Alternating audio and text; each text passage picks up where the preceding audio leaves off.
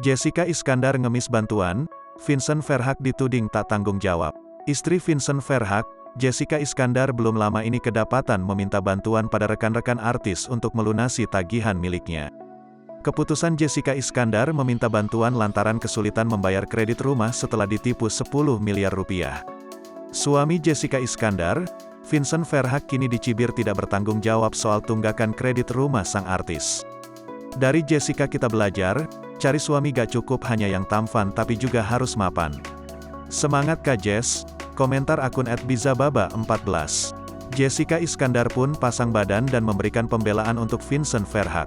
Ibu dua anak ini menanggapi soal komentar salah satu warganet, yang menyebut suaminya tak bertanggung jawab dengan kasus yang menimpanya.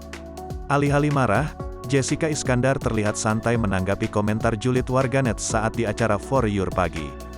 Jedar sapaan akrabnya, menegaskan komentar warganet itu sangat salah. "Oh, disalah-salahin, tapi bizar itu salah banget," ucap Jessica Iskandar. Ia dengan tegas mengatakan bahwa Vincent Verhaak adalah suami yang bertanggung jawab.